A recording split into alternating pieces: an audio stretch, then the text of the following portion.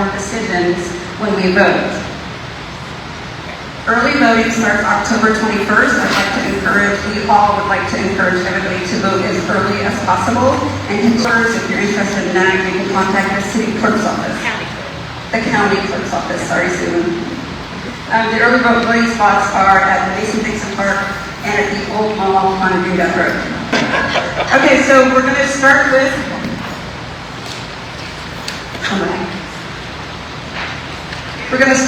S. Marshall Wilson. He's the Constitution candidate for U.S. Senate. I'm going to give the candidates 10 minutes to speak each. And while they're speaking, if you have any questions, if you can line up with either Susan over here or with Kat over here, so that you can make it up here to ask your question, okay? And please keep your questions as brief as possible and as pertinent to the candidate. You don't ask Rachel something about AIDS, because I don't know the answers. All the secrets. Okay, so here is Marshall Wilson. Thank you so much for being here.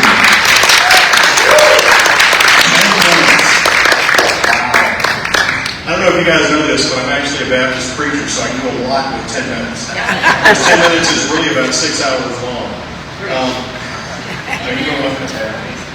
Anyway, my name is Marshall Wilson. I am the husband to a very valued woman. My wife is a retired Navy captain. I am a retired combat veteran U.S. Army infantry officer. We have 9 children. I'm not real sure how that happened. I have some ideas. I have a master's degree in national security. I am about this far from completing my doctorate in statecraft and strategy at the Institute of World Politics in Washington, D.C. I live in Berkeley County, so D.C. is commuting distance for me. I served 2 terms in the West Virginia House of Delegates. I was elected twice as a Republican. Halfway through my second term, I was told by the state chairman that they didn't want people like me because all I did was run around spouting the Constitution to everyone all the time. I said, yes, ma'am, that is a fact. And so now I'm in the Constitution Party. In 2024, I ran for governor with the Constitution Party and earned enough votes statewide to have the party recognized and placed on the ballot. We now have 11 candidates statewide, including a congressional candidate. Of course, I'm running for U.S. Senate. We have state Senate candidates, state delegate candidates, and we also have 1 county commission candidate in Jefferson County, way out on the eastern thumb there of West Virginia. My intent and purpose is to ensure that my children can raise their children in a free country. And I believe the only way that's possible is if our government is governed by the law which governs government, which is the Constitution. And not just by the words that are in the text, but by the intent and purpose with which those words were written. The short version is that there are enumerated powers in the U.S. Constitution that tell the federal government exactly what it's supposed to do. And the 10th Amendment says that the federal government only has those powers, and all other powers devolve to the states and to the people. The government has no business doing most of the things that it's doing. And just to give you an example, I am a retired combat veteran infantry officer, and I have come to understand in my studies of the state and the way the state functions, and by state I mean the concept of the state, going all the way back to Aristotle, that the way the state functions, the only valid purpose for the U.S. to go to war is to secure the natural rights of American citizens. That's it. And it must be under a declaration of war by the American people against a known enemy through their elected representatives in Congress. That's the only time it's valid. And I say that as someone who now recognizes that I actually fought in a war that was not declared. Last time we declared war was in World War II. I also want to let y'all know, am I getting close? Am I 10 minutes up yet? Oh, I know a lot more words. I also want to let y'all know that I absolutely will uphold and defend the Constitution of the United States if it costs me my life. I spent 20 years in the infantry proving that, and I've not changed in the least. I will uphold the Constitution, even if it means that what I'm doing is protecting the rights of people who hate me to say that they hate me. I'm okay with that. Because if those people have a right to say and think and do what they want to say and think and do, my children will have those same rights, and that's all I care about, is that my children are free, that they are free to live the way that they believe they should live. After that, we'll work the rest of it out between us. We don't need the government to tell us what to do. I am a life absolutist. I believe that the government exists for the purpose of securing the rights to life, liberty, and the pursuit of happiness to every single individual human being. I'm a life absolutist. I'm a Second Amendment absolutist. I believe that we have a right to defend ourselves. Not only a right, but a duty. And if you look at U.S. Supreme Court decisions concerning police and their authorities and their duties, they've made it very clear that the police are not here to protect us or our property. They are here to hold people accountable when they infringe upon our rights by threatening or damaging our lives, our property, and our liberty. So the short version is we have to be able to do that. The long version is that we also have to be able to defend ourselves against the government itself. So I'm a life absolutist. I am a Second Amendment absolutist. I'm a First Amendment absolutist. You have a right to say whatever you want. Absolutely. Beyond a shadow of a doubt. You have a right to meet with whoever you want to meet, wherever you want to meet with them, as long as it doesn't infringe upon anybody else's rights to do the same. What I'm saying is that if we're having a meeting right here and a bunch of people from across town decide they want to come have a meeting right here, they don't have a right to just barge in and do that. That's because this is private property and we're occupied and using it. As far as the, so we're at the Fourth Amendment. The Fourth Amendment also is absolute.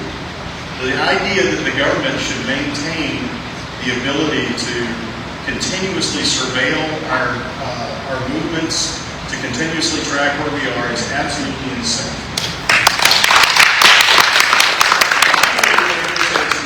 It doesn't happen. Well, it's already happened. That it ceases to happen, and that they don't start doing it again. I just want to be clear about where I stand, and if there are any, can I take questions now? If there are any questions, please shoot them at me. Anybody has questions, line up on either side.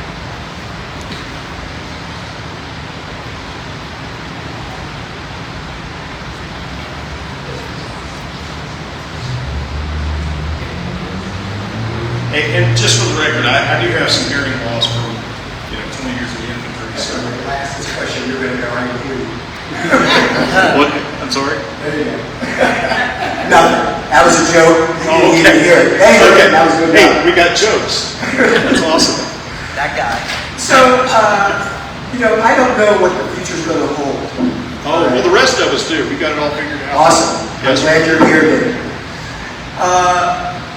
And particularly for you, I don't know what the future's going to hold. But what I want to know is, once this is all over, we're in November 10th. Yes, I don't know where you're going to be at that time, and perhaps maybe you'll be heading towards Washington, D.C. My concern is that surveillance is going on right now. Right. On November 10th, whether you're in office or not, can we count on you Absolutely. to be available to fight what's going on? Absolutely. The only purpose I have in life. We're recording you. Yes, sir. I know. And you can publish this wherever you want, because it's not the first time I've said this. I've been saying this since 2015. The only purpose I have in my life is for my children to be able to raise their children in a free country. And it's not just the flock cameras, by the way. There are various forms of surveillance that they're conducting on us right now. I don't know if you guys know about the, what do they call it? The Intelligence Fusion Center that we have in Charleston. I don't know if y'all know about that. When I was a delegate, I was one of the guys who led the charge to make them accountable, at least to our representatives in Charleston. And unfortunately, our illustrious governor at the time, who is now our illustrious U.S. Senator, cut us off at the knees, and actually I lost my position as chairman of the Veterans Affairs Committee, so I was unable to pursue that any further. But the fact is, we were trying to make sure that if they are conducting surveillance, which they are, in conjunction with the federal government, in conjunction with various other entities, that they are not just throwing out a net and trying to capture information on the general populace, that they have that it's warranted surveillance. And I don't know if y'all know this, but this has been going on in Charleston for a number of years, and that is a result of the Patriot Act, which I think needs to be repealed. So yes, sir, absolutely. As long as I'm a dad, as long as Canada, I have the right to protect these liberties. Thank you for the question. Yes, ma'am. Yes, sir. I'm wondering about your stance on abortion rights. I don't believe there is a right to abortion. I think that there is a right to life, and that's the end of the discussion. Can I ask another question? Absolutely. Yes, sir. But what about your stance on LGBTQ rights? I don't believe there is any such thing. I believe there are human rights. We all have the same set of rights, the life, liberty, and pursuit of happiness. And I believe that the government exists for no purpose other than to secure your rights, the life, liberty, and pursuit of happiness, however you want to live your life. That's it. I don't believe that there is any particular set of rights that any one of us has. I don't think that I have veterans' rights or Irish rights or anything like that. I think that every single human being has the same set of rights to life, to liberty, and to the pursuit of happiness. And I will take a bullet to the face to secure your rights in those areas. But that covers just about everything, including private property rights. Thank you for the question. Yes, ma'am. So where do you stand on regulations, and specifically environmental regulations and preventing the polluting industry from harming our air, water, and land? Yes, ma'am. That's a great question. So first of all, I generally believe that most of the regulations that we have are irrelevant and need to go away. Hang on, I'm not done yet. I also believe that people who make choices to introduce pollutants into the ecology should be held personally responsible. So like, if I go out and I've got a company that makes widgets, and part of the widget making, we make phenolphthalein, and I dump it into the Ohio River. I don't think that it should be the shareholders of that company. We should actually figure out who made that decision and hold that person criminally responsible for their actions that damage other people. Yes, ma'am. How does that work exactly? Well, that would be very difficult, but what we would have to do is we have to investigate. So they have records, they have people who make decisions, and just, if I may, I'd like to use an analogy. So I was a company commander in Iraq. Everything that my company did or failed to do was my fault. Every single thing. So what I'm getting at is, if you're the CEO of a corporation that's doing these things, you should be held criminally responsible for the things that your company is doing. The general regulations, I think that the issue with that is that they come at the problem from the wrong angle. I think the right angle is finding the person who's responsible and holding them accountable. And I mean holding them criminally accountable.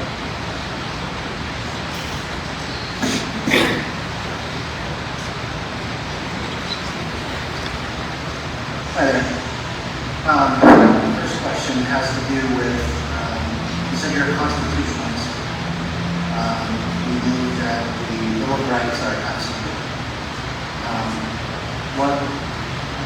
I guess if you were sent to D.C. to be the Senator of West Virginia, would you support legislation or an amendment stating that all U.S.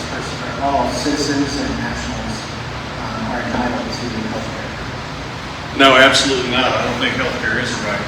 I think the rights are life, liberty, and the pursuit of happiness. Included within that right to the pursuit of happiness is the right to use your resources however you want.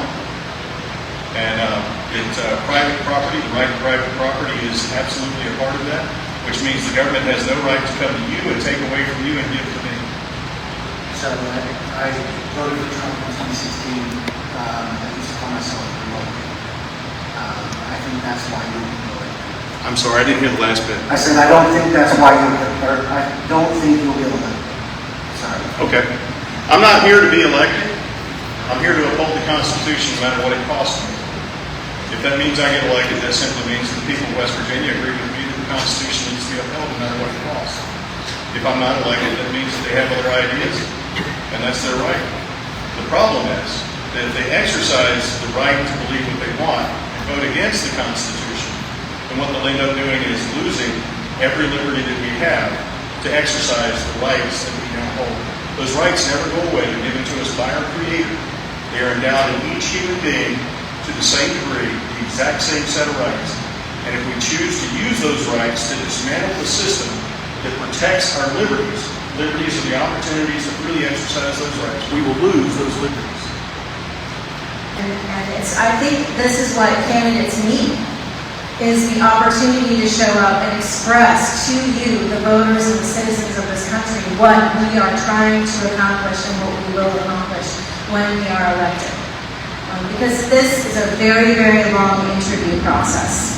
And as an interview process, it should be shorter than the interview process that I participated in when I was about to give birth to my first child. That was 5 days long, and I felt every second of it. I am really grateful in particular to Marshall for showing up, because he brings to our attention something that is a constant chronic hypocrisy in our government and in our country. When we talk about constitutional rights, we have, at this very moment, we have a panel of judges that make decisions about every aspect of our lives. They claim that they understand the Constitution. They claim that they uphold the Constitution. And at least 5 of them rarely, if ever, do so. To the extent that they have decided that our Constitution and our government is not about the right to life, liberty, and the pursuit of happiness, but they have endowed life upon a non-human, non-living enterprise that's made out of paper called the corporation. Yeah.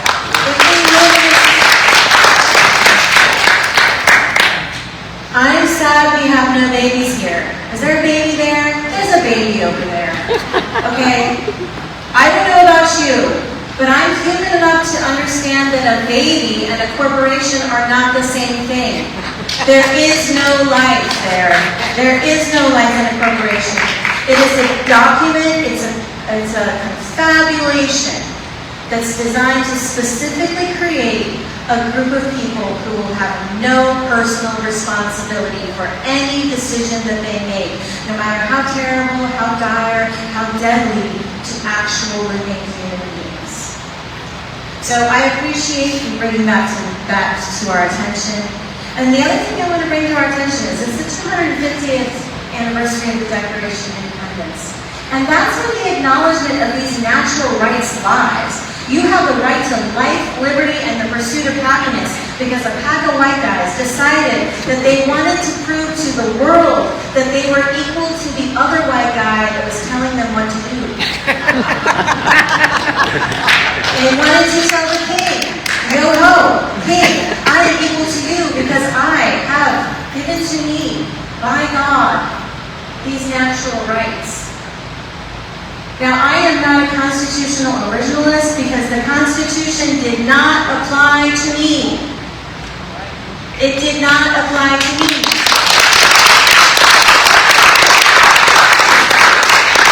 It did not include me. It did not give me the same rights as any other white male that happened to exist at the time. I am a constitutional evolutionist. Yeah. By securing the right, the need, and the opportunity to amend the Constitution, those founders made one very smart decision. They said, you do not have to have a revolution every time you decide that someone has been given the natural rights to life, liberty, and the pursuit of happiness. You do not have to have a revolution every time you discover that perchance a black person has those rights, or a woman has those rights, or a Jew has those rights, or a Protestant has those rights, or a Catholic has those rights. You don't have to have a revolution every time you decide that someone is equal to you. You can amend the Constitution. I am a constitutional evolutionist. And I absolutely believe that the amendments apply to us all. I am a First Amendment absolutist. But I understand that if you do not have the right to go to the doctor at one of these vast corporations that we have created and allowed to exist as monopolies in every single state across the Union, you do not in fact have the right to live. If you do not have the right to demand that a camera be taken down that's spying on you day and night so you can do whatever dalliances you are doing in your own backyard and in the front of your own house, you do not, in fact, have the right to liberty.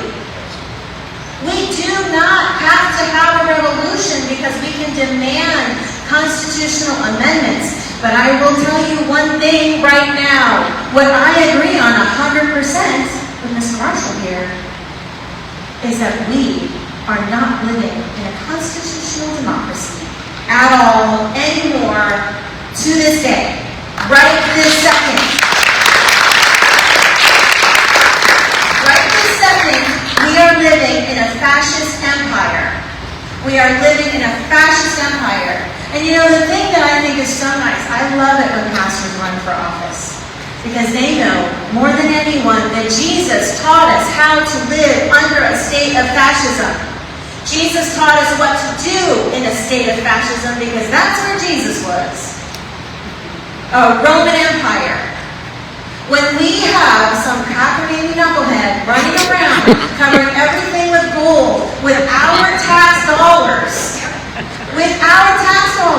that's time away from my children. And yes, they are teenagers and they are difficult as hell, and I am running for Senate, so I can stay away from them. But all the same, it is time away from my babies. And the government does not have the right to take my time with my children away from me and gold plate a freaking lion. It does not have the right to take the time away from you and say that you are going to have your children be drafted. How many of you have heard that in December there is going to be a draft? The retention rates in the military are so bad right now because our president, who has never served a day in his life, not in the military, not as a public servant, not as a military spouse, that person has decided that he can use the power of the executive to go to invade and murder and destroy every single person when he feels like it for his own profit. They are creating alliances with corporations. They are doing these shocking things. They are murdering children for rare earth minerals. And then they're telling us that they're doing it for our own good, but they are not even using the congressional war powers. We are living in a fascist empire. When we ask ourselves, what would the Germans have done? What should the Germans have done? They should have done something. And we are here to do something. Running, we are doing something. Voting, we are doing something. Asking our neighbors to run, we are doing something. I disagree with my friend Marshall about this issue about universal health care. Because you know what? It is not possible for anybody here to pay massive premiums on their health insurance, to pay massive amounts of money as co-pays, to pay massive amounts of money in deductibles, with the incomes that we can earn on the wages that are artificially suppressed because our government breaks unions.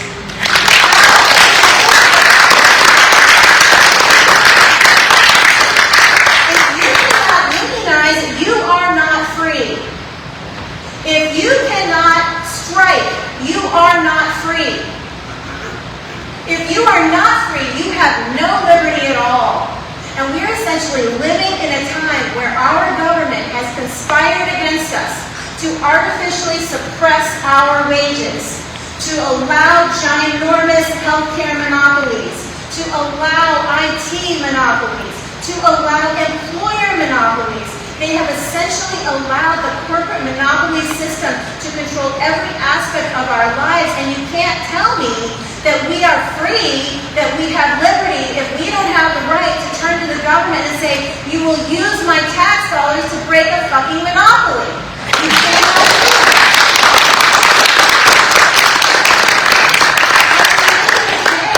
We are so controlled in every aspect of our life. Every aspect of our life is being controlled, manipulated, monopolized, and tortured. And then who do we blame? Who does Shalima Capital blame? Immigrants.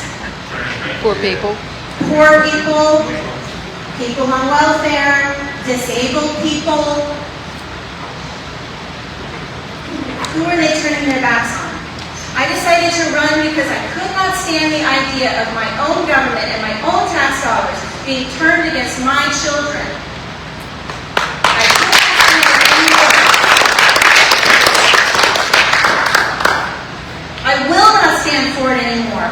You will not reverse dozens and dozens of years of federal law. You will not reverse dozens of years of federal law to reverse Olmstead and tell me to my face that my tax dollars can be used to institutionalize my own child. You will not tell me to my face that my tax dollars can be used to take away job assistance from a kid with a disability. You will not tell me to my own face that my tax dollars can't be used for health care, but it can be used to go bomb a bunch of Iranian children under a contract.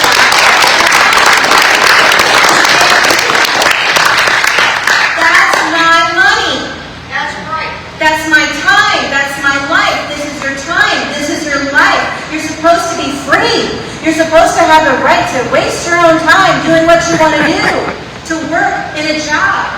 But the reality that I think we miss so often is that one huge part of this system is equality. None of us are born with equality of opportunity. Nobody. Maybe you're born in a penthouse, but you are selfish and a giant weasel. That's so sad. I'm sorry, you have a personality disorder. You should not be given DEI privileges and elevated to the entire head of the government.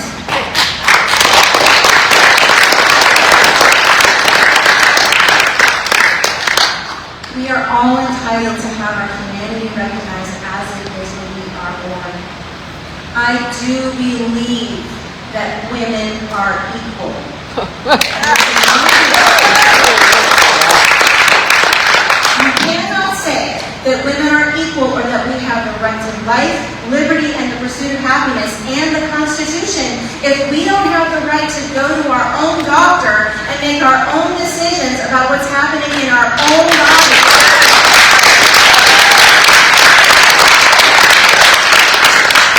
We do not have equal rights because the Equal Rights Amendment has not been passed. And the way they decide they will not do that for us, for half of the population, their mothers and sisters, is because they portray us as morally unequal.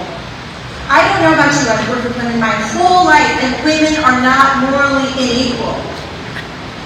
We are keeping you alive. None of you would be here without us. Please, please, for crying out loud, demand equality in this election.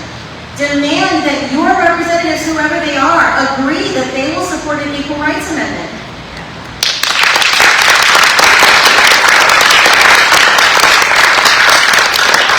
Thank you so much. I think my time is up. She's like a whispering. I don't know. We're doing questions at the end. Okay. Yes. My question is, have you, first of all, do you know about, and second, have you taken the Integrity Index and the Integrity Pledge? I think the Integrity Index is something that's applied to you, whether you agree to it or not. So you're not currently listed, and if you take the pledge, we'll give you 10 seconds on those pages. Who knew what the who knew? I'm happy to do that. What I will say is my understanding of the Integrity Pledge has to do with the kinds of funds that you accept and the kinds of organizations you accept funds from. I don't accept funds from corporations. I don't accept funds from industries. I don't accept funds from any PAC at all that accepts any funds from any foreign government at all.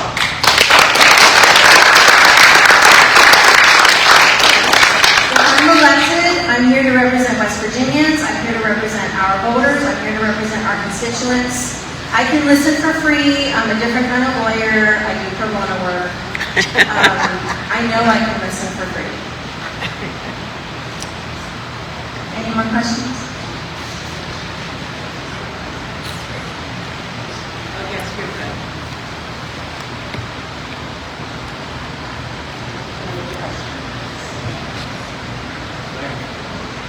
What do you think have been the biggest mistakes made by the current administration?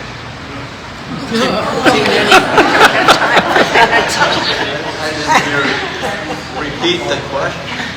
He asked, what do you think are the biggest mistakes made by the current administration? Oh, let's see here. Maybe it was 3 days after he was inaugurated. He signed an executive order accelerating AI into every community. AI. And myself, Eve over here, she does all of our design work. We try to really make sure we got a real artist. Maybe it was that. Maybe it was invading multiple countries. Maybe it was violating the Geneva Convention. Maybe it was committing war crimes. Maybe it was taking a huge portion of our budget and mobilizing ICE against our own citizens, shooting us in the street for engaging in First Amendment activity. Maybe it was installing spyware. Maybe it was giving no-bid contracts to IT companies to take over surveillance on every single person's phone. Because I don't know where to start. Well, and it is true. He's been allowed to do this by an inactive Congress. He's been allowed to do this. Our 4 representatives, our Republican representatives have agreed to every single thing that he has done. They have decided that they are going to allow the administration to do as they please. He could not have done any of these things if he wasn't allowed to. If our 4 representatives didn't sanction it and didn't say it was fine, okay, I don't know where to begin. There's a very, very long list. But he has basically violated the Constitution from the first day he arrived.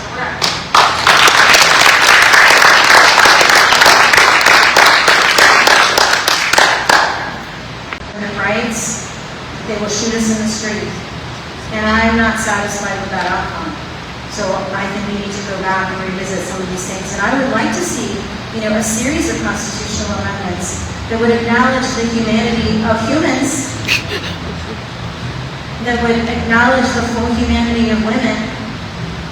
I would like to see that, and that would be a good place to start.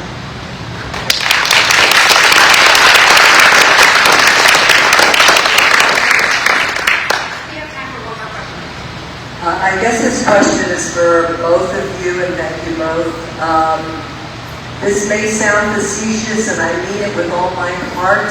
What do we say to our well-minded friends, our reasonable friends and family members who say to me and people I know, you don't stand a chance?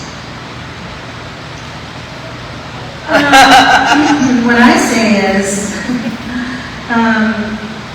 I think not voting is a form of nonviolent resistance. I think there's a big swath of people out there who think that their vote doesn't matter, that they don't have people that they can rely on to vote for. I think that Citizens United pushed both parties, both major parties, and I certainly welcome and appreciate third parties and additional parties like coming in and adding to the integrity of the things that we have to say.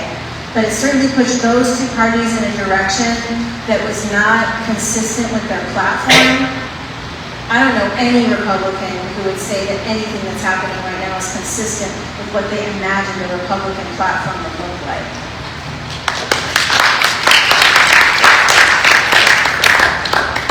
So I think what we're going to have to do is we're going to have to talk to our friends and our families, because maybe it's true. Maybe it's true that the person with the most money will win. But what we will be given, if that happens, is we will be given another opportunity to experience what happens when you are living in a corporate fascist empire. I feel like 1.5 years of that is enough. I feel like I've had it.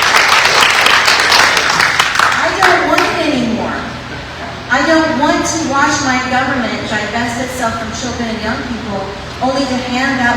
over to AI and tech companies. I think we bring these points home to our friends and our families and our neighbors, and we're going to have to figure out a different way to reach out. And we're here to try all of those things because they cost less, and that's what I have to do. I don't know about Mr. Marshall over here. I'm assuming he may be very well endowed in the campaign contribution. I have 9 kids, and I'm funding my own campaign. That answers your question. So, thank you. I realize that we're running very short of time, and each gentleman deserves some time too, so I'll be as quick as I know how to be.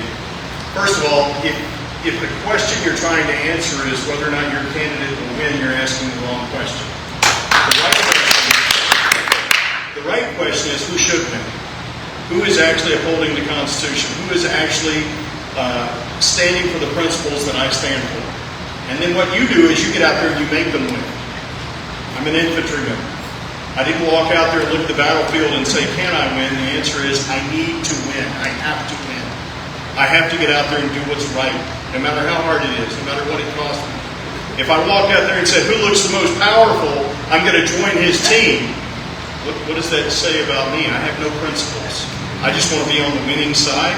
Madness, utter madness. And that's exactly why we're in the position we're in right now, is because people keep saying, oh, well, gosh, I have to vote for the guy who's going to win. Well, the guy who's going to win is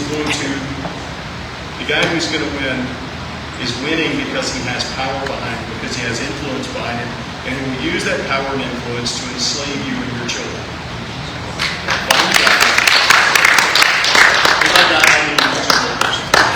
I'm the person who's going to stand up for your principles and make sure they win.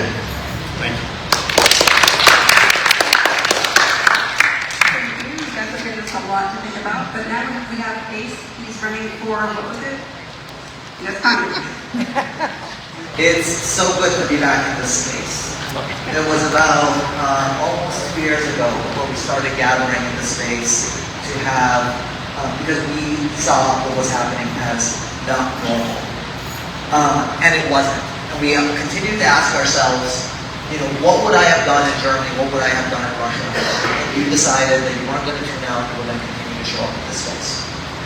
I want to just say, for those that don't know me, my name is Parsi. I'm running for the U.S. Congressional seat.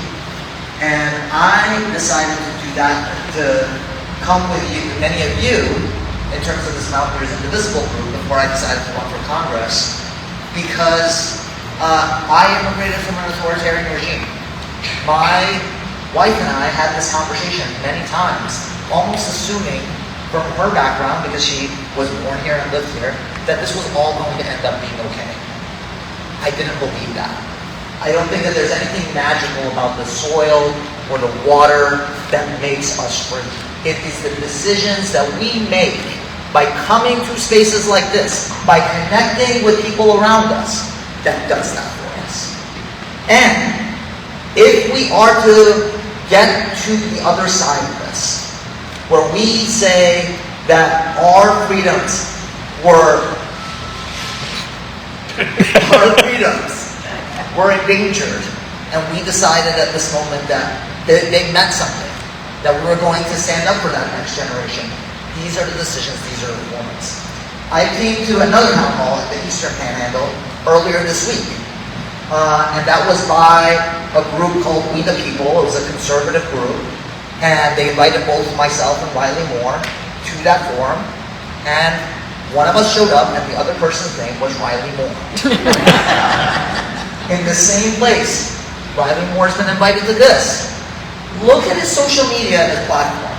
Look at all that he has. Since the main primary, when he won the primary, he has not been in the state. And this election means something, right? It means that during this time, the world's, who used to be one of the richest human being in the world, as a billionaire, who became a trillionaire during this time, should not have the keys to your Social Security accounts just because he is wealthy and he gave Donald Trump $250 million.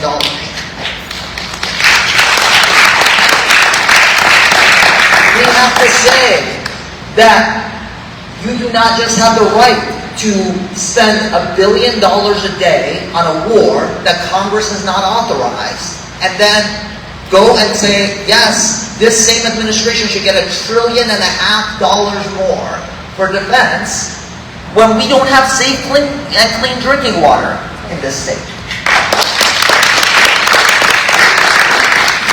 Look, we always say that this is the most important election of our lifetime. I really believe that. I quit my job to do this. I quit this organization that I loved to do that. Because I think that this is really the most important election of our lifetime. We have to give a referendum to say that are these decisions okay? Are we okay with them? Are we okay with a member who never shows up to the district to get an election because his last name is part of a political dynasty and he has an R by his name? Are we okay with that? No. I hope we're not. But it's not going to happen just by magic, right? By us showing up in these spaces. I know it feels good to have a lot of people around you that probably agree with you. But we need to be in spaces that welcome that disagreement because what's at stake is greater. I know when you go and look down all the issues, I'm sure some of you will disagree with me even on issues. As you do with him, as you do with these two individuals. But this is bigger than that.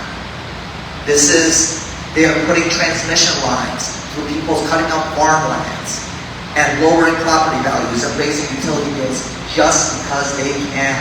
They're putting data centers in areas where nobody wants them and their counties are voting against them.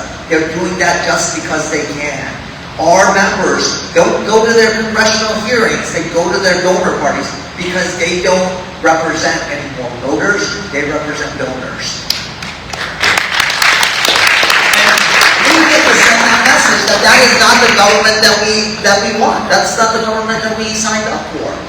And so I'm here, as an activist, I have organized more empty chair town halls than any other event that I've ever done.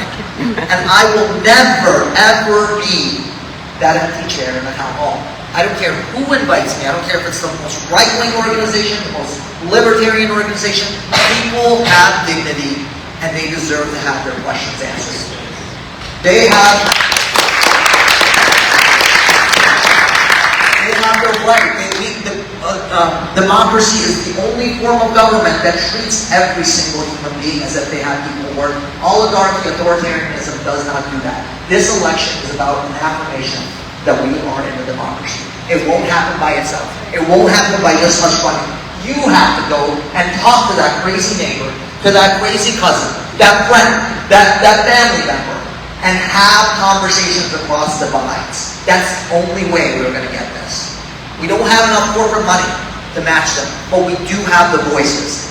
I beg you to do that over the course of these next months. This 2.5 months matters so deeply. We will look back on it from generations of what we did in this space when we were called and had that gut check that each of us, we will have to answer that question. And I thank you for being here. I look forward to your questions. Any question is open, and I look forward to answering them. Thank you.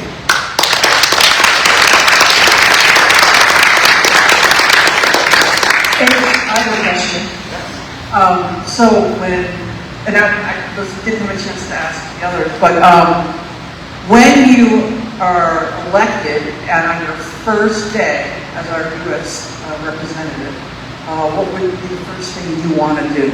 Yeah, I mean, there's a lot. One is that we have to have Congress become its own an equal branch of government. There has to be hearings on the mass corruption that has happened. That's the goal.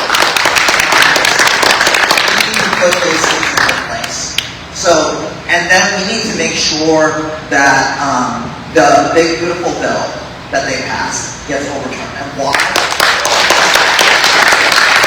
You know, when I first got into this race, it was really about democracy. I have an 11-year-old daughter. I want her to live in a democracy. But one thing that happens to you when you go out and actually campaign and talk to voters is that you hear their stories and their lives become so meaningful to you. Their stories and their struggles become your struggles. And so I've talked to firefighters who literally tell me that I cannot afford, I have to skip on diapers right? Like for any of us who've been parents, how the hell do you skip on diapers? You got diapers. How do you skip on diapers? Oh, you know, I talk to people that, you know, have healthcare issues, cancer, right? Like these sorts of cuts that are happening to Medicaid, whether you get Medicaid or not, the hospitals you go to rely on Medicaid facility. The opioid treatment plans that your family members go to rely on Medicaid facility. The SNAP benefits. Now, this was the most cynical thing that they did, was that they timed the cuts in SNAP and Medicaid to come literally right after the election. That's right. Right? Thank you. Thinking that they would fool us in some sort of way. You know?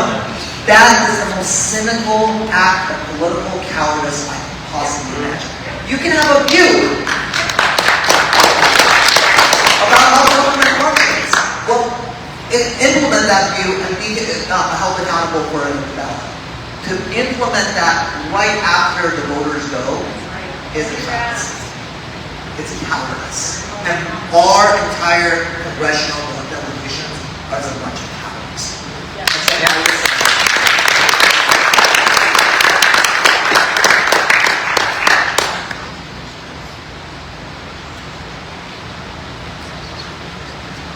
You must be an open book. Nobody wants to ask you questions. What's that? You must be an open book. Nobody wants to ask you questions. My daughter says that much. Oh, here we go. Hey again. Hi. And what's your name? My name is Joel. John, nice to meet you. Ace. So, are you familiar with some of the independent journalists that are on social media, like Claypole? I am. Blanking on some of Yeah, the I'm not. names. I mean, I know a lot of different journalists, and I feel like So these what are- separates, Independent journalists are not affiliated with networks or anything like Okay. that. I think Bowman is the last name of another one. Yeah. Michael Bowman. Would you and Rachel be willing to reach out to them to do like a podcast? Yeah. Or an interview? I will Something like literally- that would really help reach younger voters? Yeah, I actually, like, again, like, when I go out on the trail, I tell people that I don't care if you're Democrat, Republican, or Independent. It just doesn't matter. It's not an interesting question for me. I ask people what it is that's actually affecting their life. So anybody who wants to ask me a question, anybody that has an audience, that has that audience reach, I'm happy to do that. Actually, Michael is going to be coming to an October arts-based event we have here in Morgantown to show, like, people, like, what their hopes are for a better form of government. So literally, if you know of a person that has an audience, again, as conservative as they want to be, as liberal, I don't care.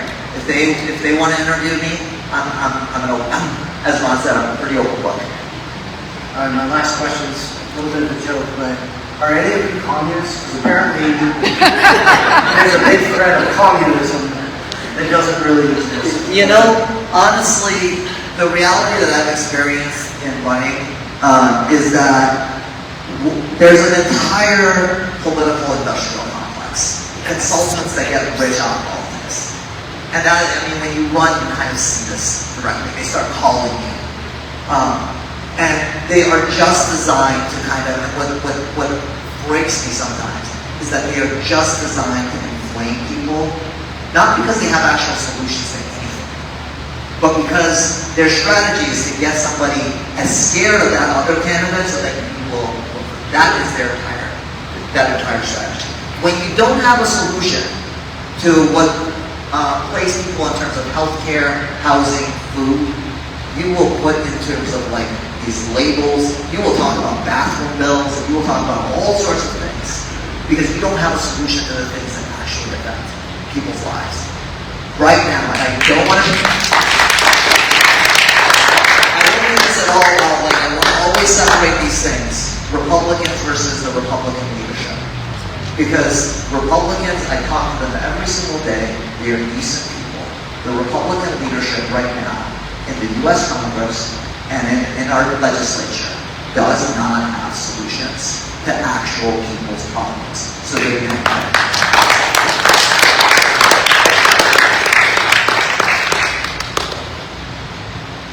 Anybody else? This is Chris Claypole. He is our first line defense, so to speak. He is like probably the most important person standing up here because he is our state representative, will be our state representative. So this is the man that we need.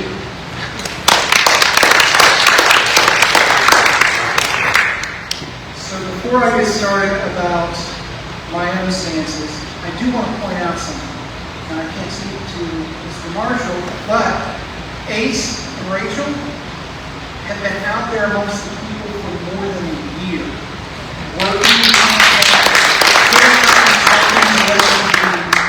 which, as you can see, the Republican Party isn't here. And I feel that that's a detriment to them because getting out and talking to the people is what this is all about. Yeah.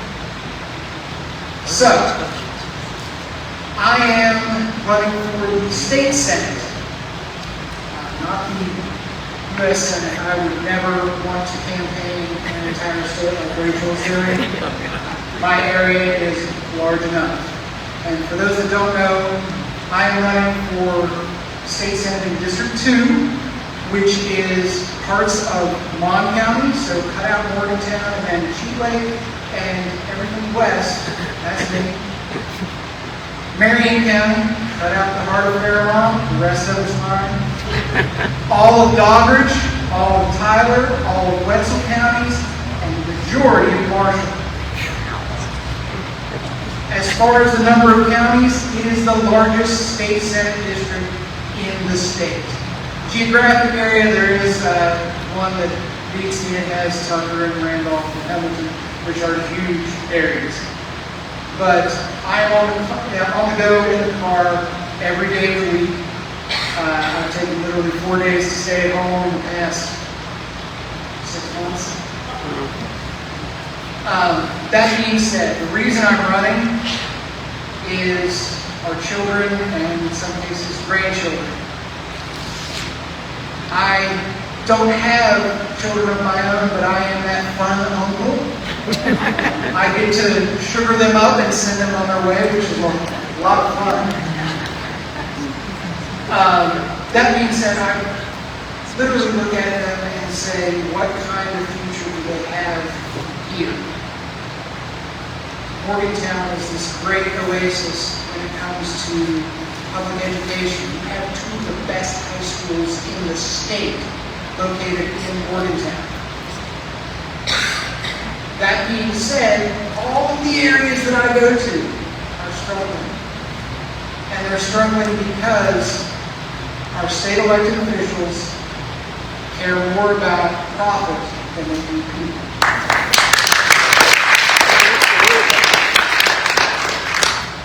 I am a working class West Virginian. I work for the largest employer in the state, which is WVU Medicine. I can tell you firsthand that the majority of the people who work for them do not get paid a living wage. One of the things that I want to see change in our state is the establishment of a living wage.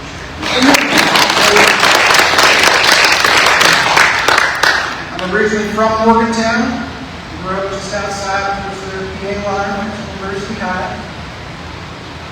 Went to WVU afterwards and then joined the workforce. I can't afford to live in Morgantown. I live in Marion County. It was easier for me to buy a house there than it was to rent in Morgantown. Little old Morgantown. We need to change the dynamics of our state. Desperately. We need to have industry come back in, and the only way we can do that is by investing in our people. We currently have an administration that wants to invest solely in corporate interests.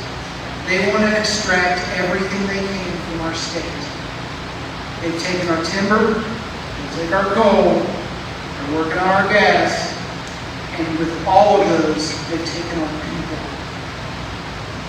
I want to see West Virginians have the option to stay in West Virginia for an opportunity, to stay close to their families.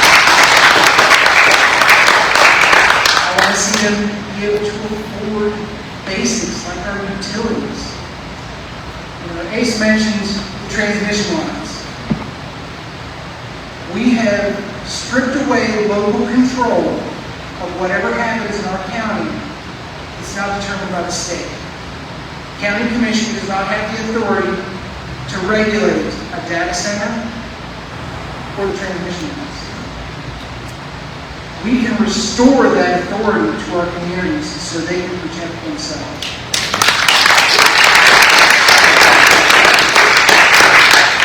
We can also restore control to the people to determine whether or not a rate increase should happen on your utilities.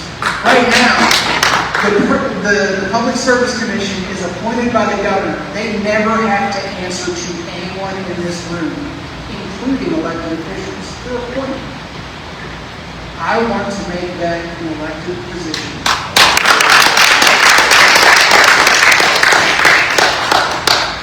So, with that being said, I'm running for the Senate. I know some of you are here in Morgantown. The option I would promote there is John Williams. He is a great guy. He's concerned about it. Everywhere else, I'm your guy. Any questions? I can get there.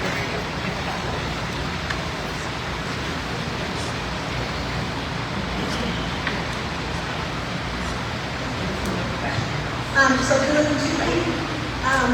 So Chris Warner, Secretary of State, has added an amendment to the ballot about including the words U.S. citizens vote. What are your thoughts on that? It's completely redundant. What it does is take something that is already a requirement for you to register to vote and you try and make it this issue that is not an issue. We have not had a case of voter fraud in West Virginia in its entire history. We just don't have that happen.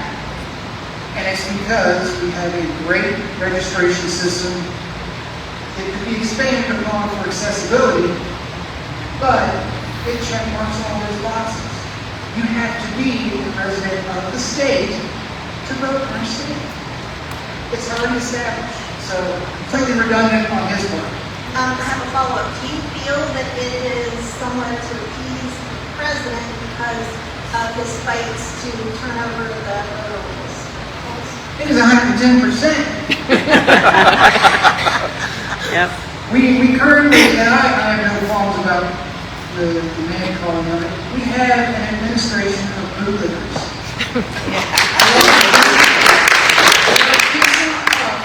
To Trump because they want to get whatever table scraps they can before everything crashes. Because, make no mistake, all of the things that Trump is doing are simply temporary. We will bounce back. The number of people I have talked to over the past year tell me we will bounce back. It's going to take time and it's going to take effort. But we can undo all the horrific things that he has done, and we can do even more than that. We can concentrate on our own state. Data centers have no place in our backyard. Transmission lines. I know Vaughn County is dealing with Laurel. There's another transmission line, the Valley transmission line, coming up through 22 counties of our state. All this does is raise your power bill because they want you to put the bill on their ID. We don't have to let it happen. We've stopped it in the past and we'll stop this one. But we need to elect people that can enable that to happen. And currently, we're outnumbered. We need to get more people done in Charleston.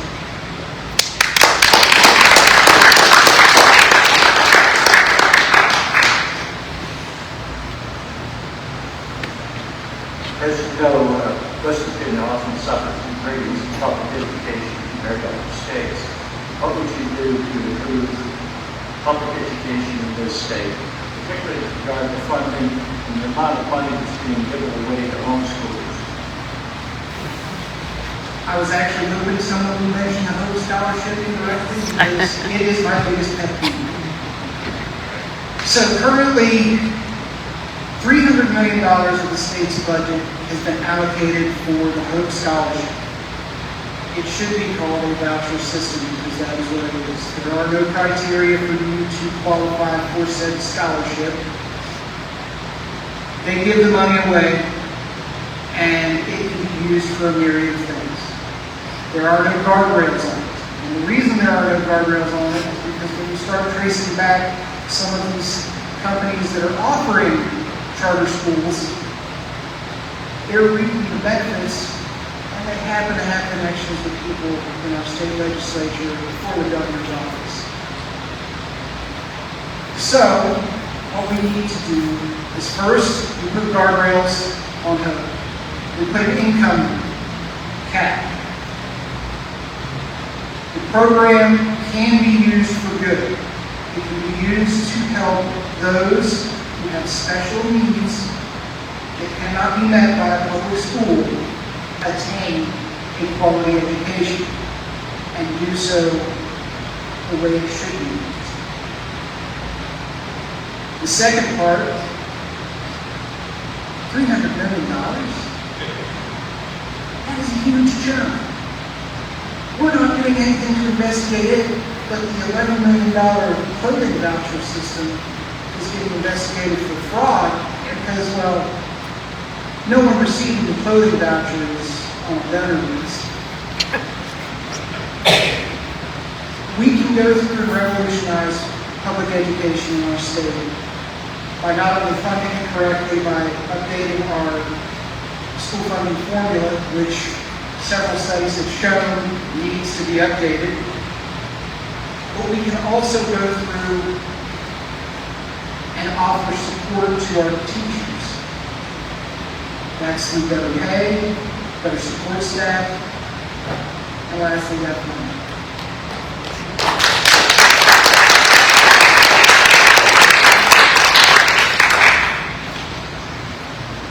Are you familiar with Chapter 35, Dependents Education Allowance? That's Veterans Affairs benefit for dependents of disabled veterans. Only they do. You brought up the Hope Scholarship, and dependents of veterans that qualify for Chapter 35 benefits are given in-state tuition, regardless of whether they're in the state or not. However, children of these veterans do not qualify for the Hope Scholarship. You either have to be independent of an active duty military person, or you have to be in the state, and there's a couple of right across the lines in the state and in other states. Would you support legislation to add in dependents of U.S. veterans that are receiving dependent education allowance? To put it bluntly, anything I can do to support a veteran. West Virginia has the highest per capita veteran population in the United States. We have more people that volunteer for our services to defend this country, and yet we have some of the worst support systems for our vets. There are a long list of things. I've actually met with retired vet and was good friends with another one that have told me a long list of things that our state could do at little to no cost just to make the lives of veterans easier. So yeah, when it comes to vets, it's on the list.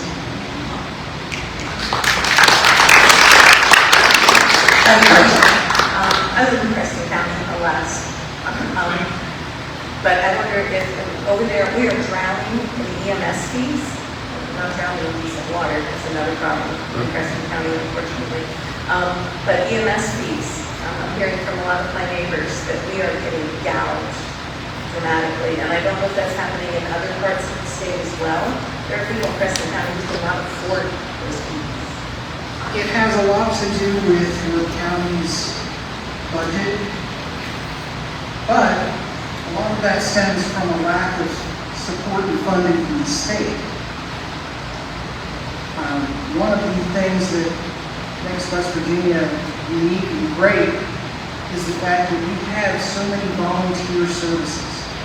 Volunteer firefighters, seriously, thank them if you know any of them, because they're doing that out of the goodness of their heart. They're not getting any kind of money out of it. They're protecting their communities.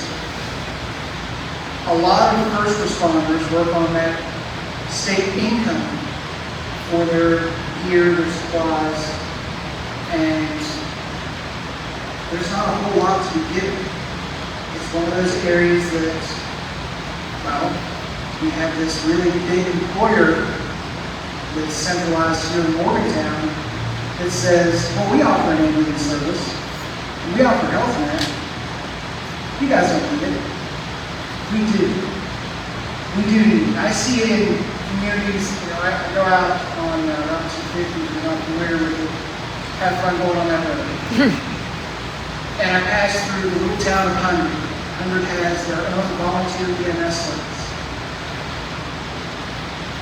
They staff that 16 hours a day, 7 days a week, 365 days a year, and they do it for free. And the equipment that they're using is a decade old. So think about that when we get outside of these areas that are well-funded to areas like Preston County. The state needs to do something for its people.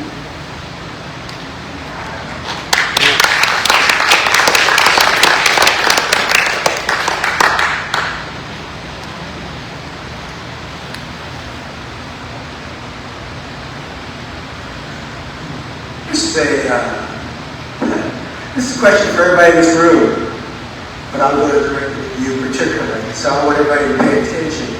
Susan just mentioned something about water. I'm going to ask you, you don't have to answer. Did you see the 60-minute piece on about the water situation in McDowell County? If you haven't, go to YouTube and look for it. If you look at the water that is in McDowell County, it is absolutely unusable. As a senator, what would you do to see that our southern coal fields get good, clean water? And since Susan's standing right next to me, I'm not going to leave out Preston County. I'll take a stab. A figure that I had seen in a couple of different reports was that to remediate the entire system, it would take roughly $250 million.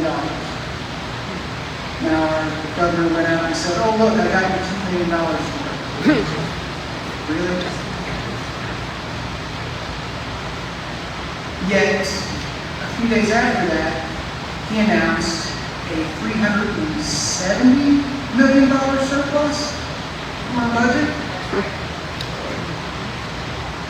I'm no math whiz, but 370 sounds a little bit higher than 250. A solution's there. They just don't want to dedicate the money to it. We need, it's something that it's the dead horse that I beat on every conversation. We need to actually put the money where it belongs, and that is back towards the people.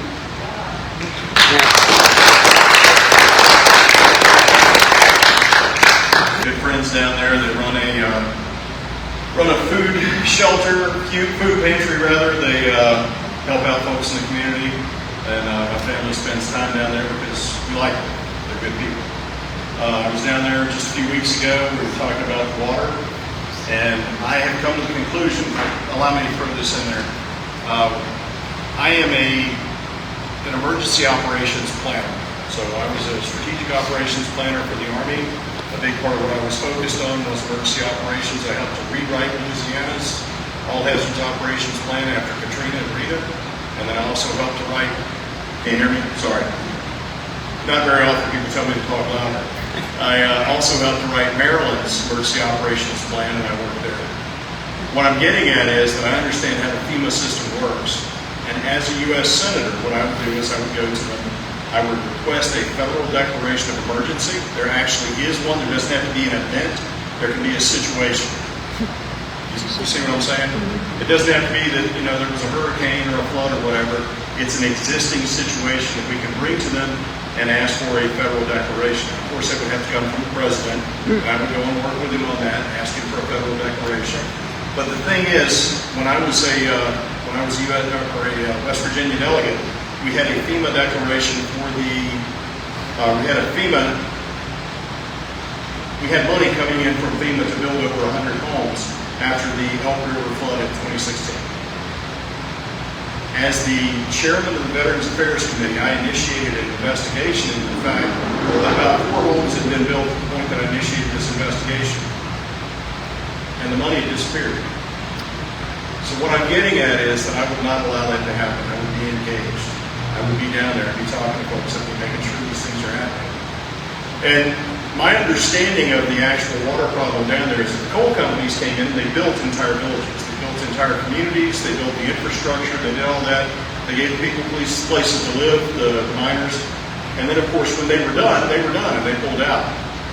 And the state failed to pick up the duty for ensuring that the infrastructure was maintained. That's my understanding of what's going on in Gary. I've also been out to Mingo County. That is my understanding across basically the coal fields. That's got to be rectified. It's nothing short of malfeasance as far as I'm concerned. I hope that addresses the issue. Thank you. I'll just say that it's endemic. Budgets are a reflection of values, right? If we have that money and we're choosing not to do it, we're saying that again, the highest earners in our state have more value than those people who are struggling without. We have that money, we're choosing where it goes. And so I would say that there's a few different places that this is. One is, and this is, I find the same issue with roads, I find the same issue with a lot of these different issues, things that we care about, food. One, if you are given funds, broadband, in other words, if you are given funds to do something in this state, you are often not held accountable to the results of that. That's one big problem.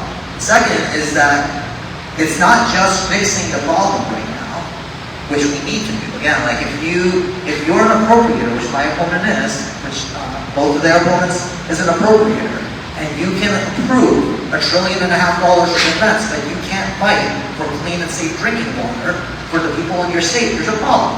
You're not representing the people of your state. And third, it's about pollution.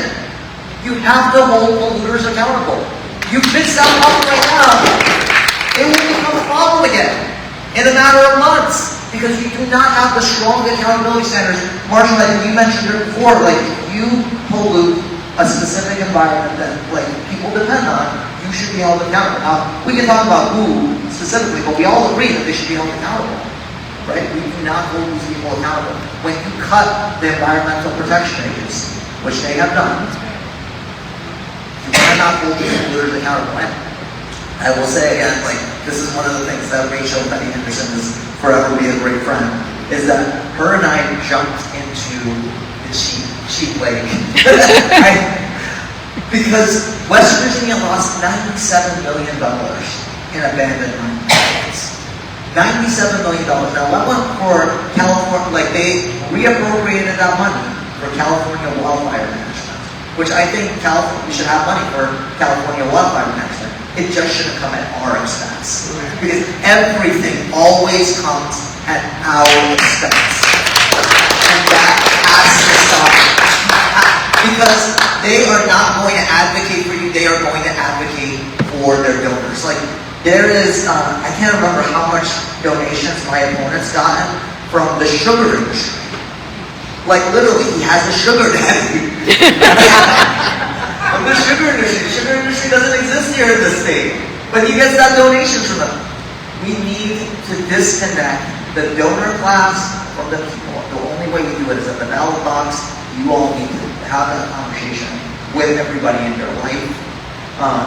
You need to give donations. I mean, give a donation to Marshall. Give a donation for people that show up. Because we need it. That's the only way we can reach other people. We don't take corporate money. That's the only way we can reach people. So please keep showing up, keep promoting.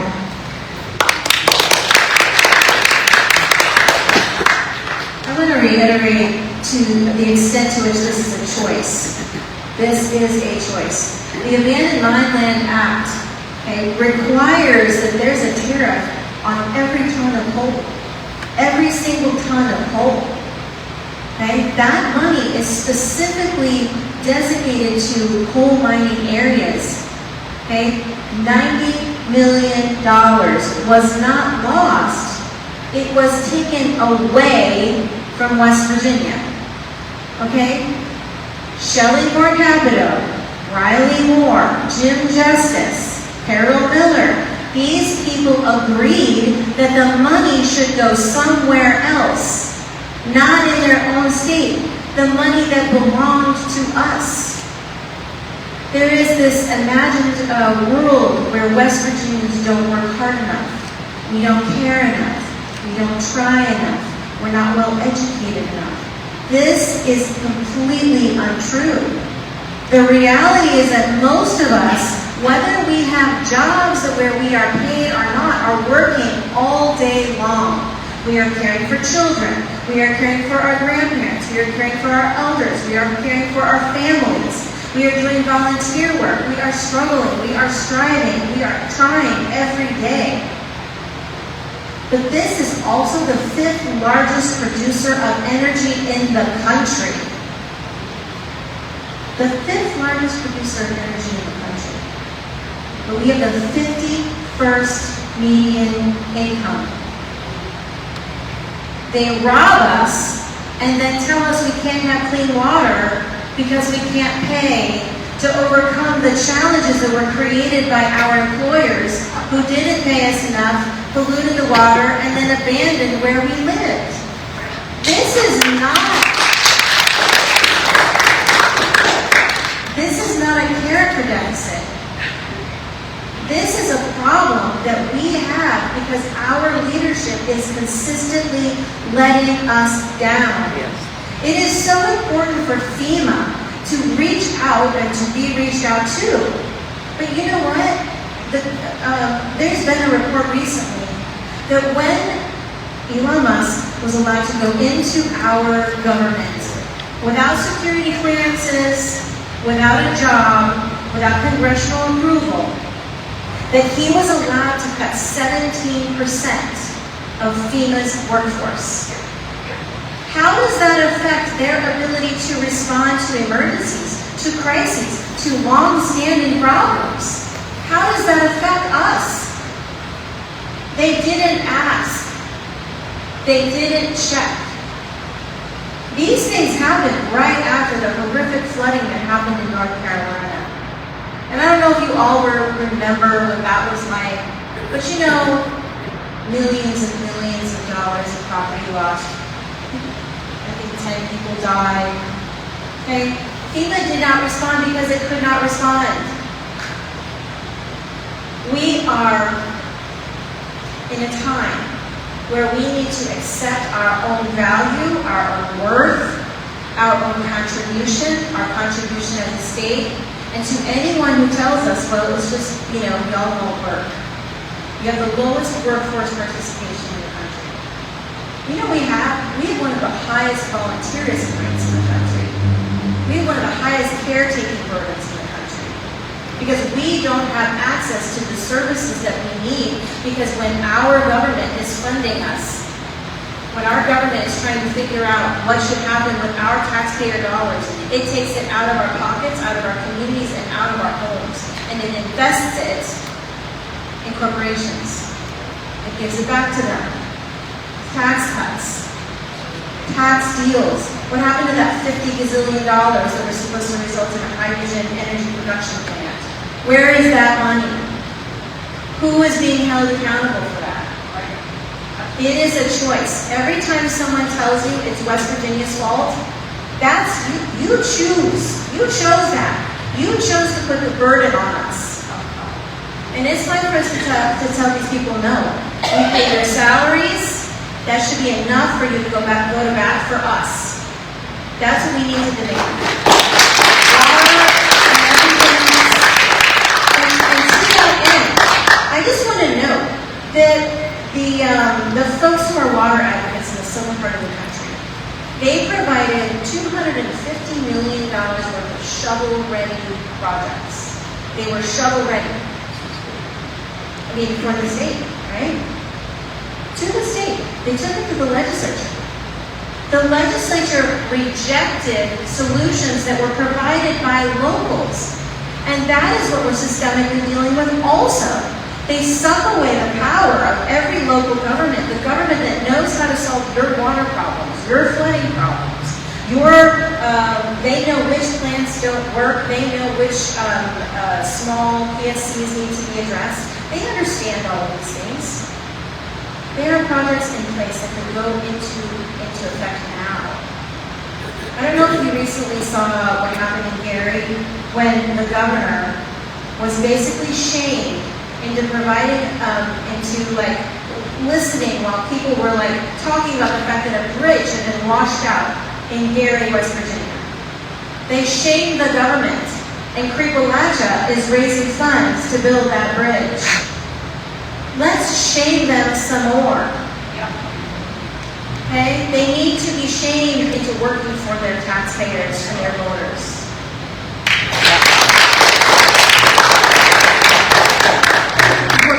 Do we have one more or two more questions?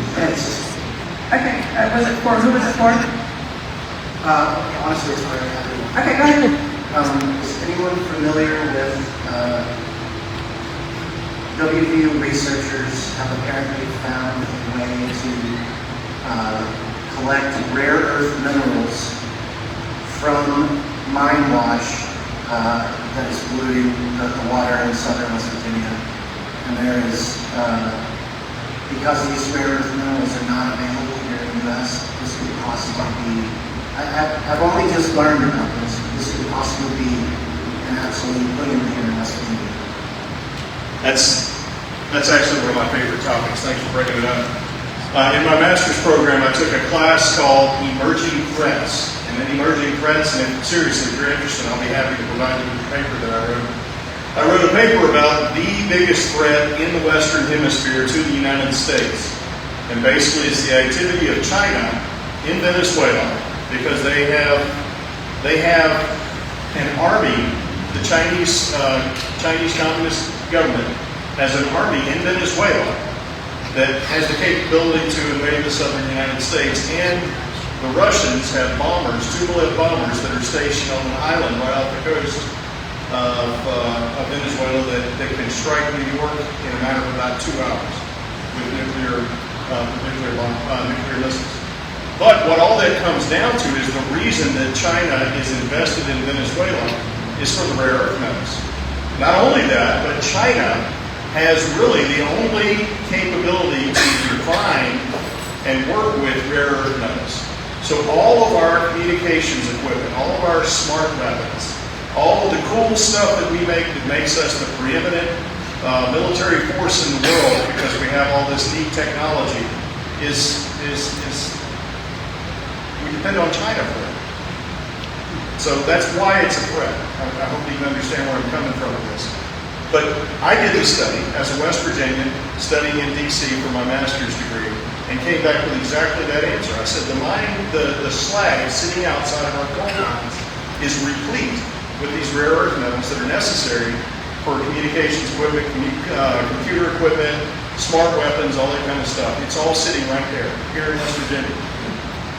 And the reason that people gave me that they were not willing to remove themselves from dependence on China and instead depend on West Virginia is because, this is the answer I was given, because they couldn't find people in West Virginia who were willing to do the work, who were educated enough to do the work, and who could stay off drugs. So they didn't check. Well, they don't know any West Virginians except for me, I guess. And just for the record, I ended up on a round table in D.C. Where they had various people come in. It was about immigration. But I was there to speak about immigration from the heartland, from the perspective of the heartland. And I brought up this issue about how they will not allow us to live as fully adult human Americans and actually live. That they have already decided that we're a bunch of drug addicts, that we don't show up for work on time, we're not willing to work. And I basically escort you to this room of folks. But it is, the fact is that we have the rare earth metals right now, that if we actually put them into work, put them into circulation so they can be used to make the materials that we need, West Virginia would be like back in the old days with coal. We would be one of the richest parts of the country. Anyway, I really appreciate you bringing that up. Thank you, sir. Wait. Yes, sir. Yeah, that sounds all nice. You know, West Virginia has been through the cold, and where are we now? We're not. I'm with you. The dynamic has to change. Yes, sir. West Virginians need to benefit from coal, not let this be extracted and then all of a sudden disappear. We're exactly right back where we are today. Yes, sir. The extraction is the key word there. An extraction economy is a third world economy. That's the definition of a third world economy, is it's an extraction economy. What we need is the refining, the manufacturing, and the transportation all needs to be centered here as well. Does that address that issue? We'll see. Yeah, I'm just saying that's what needs to happen. That's what I would focus on. You need a microphone? And I think that's important too.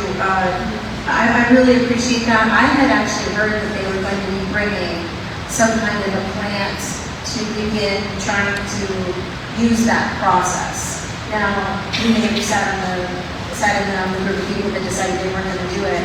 But I think what we can do is we need to understand that the corporations that are currently trying to control us and control access to our voting rights and control access to spy on us, those people are already engaged in rare earth metal purchasing in the commodities market, and they are purchasing them from slave camps, and they're purchasing them from the Congo. Their children are being put to work in this way. What they would like to have is more people doing that work for less money. That would benefit them a great deal.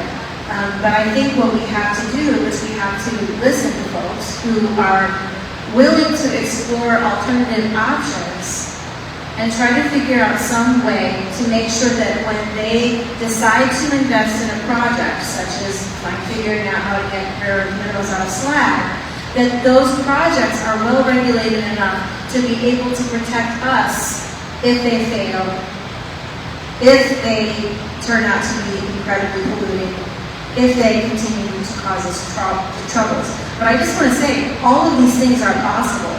You know, and West Virginia has shown how to create a productive economy out of an extractive economy. They did that through the United Mine Workers of America. So when we think about what we could possibly gain from any technology, of course there are things that are available to us, but workers, and the people in every community have to be integrated into that process from the beginning to protect their lives and their health and their safety. We have to protect the right to unionize. That is what can protect all of us.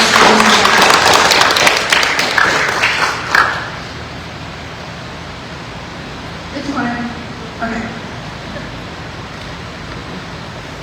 So you actually hit the nail on the head with a later round of extraction economy. My granddad was a coal miner. He was part of the union. I can tell you this firsthand as being a little kid on the picket lines with him, going to the rallies, and all of the conversations. Our state has historically been looked at as the dumping ground. And we can change that. We've changed little by little with each new round of extraction. We're fighting like crazy right now because data centers want our water. And we can make this that turn of the page moment. Put safeguards in before they come in. We have what they want. We have the people, we have the resources, the infrastructure can be built. They want to be here. It's the same thing with our gas industry. They want what we have. We can make them play by the rules. We do not have to open the doors and roll out a red carpet. We can say it has to be done safely, we cannot harm our environment, and we have to protect our people.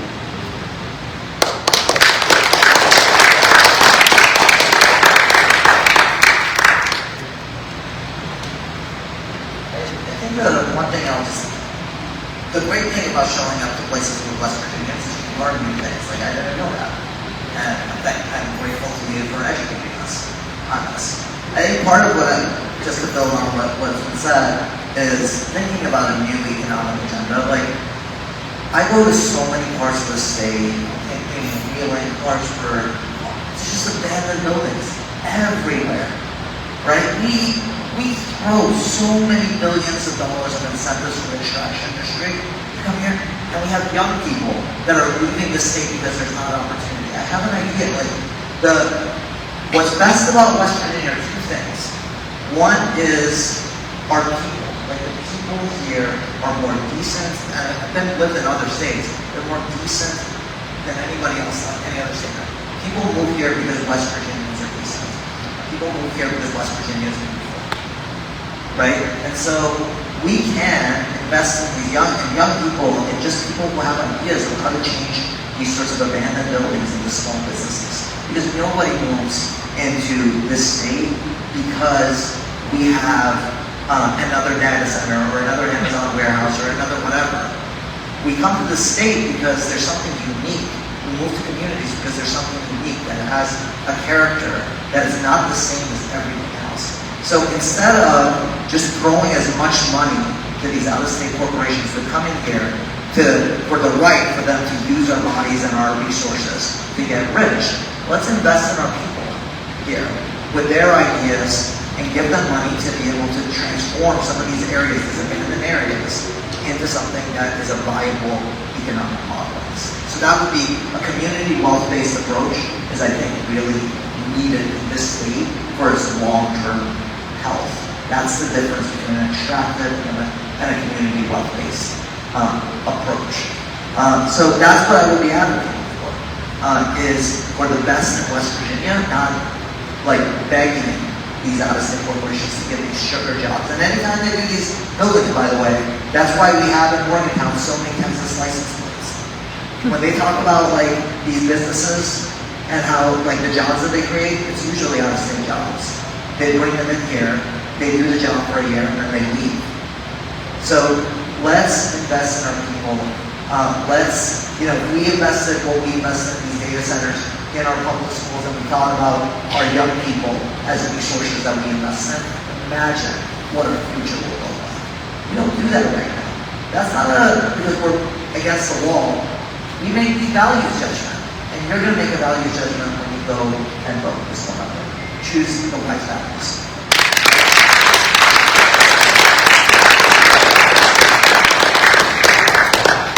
Thank you guys so much. I want to thank the candidates again for coming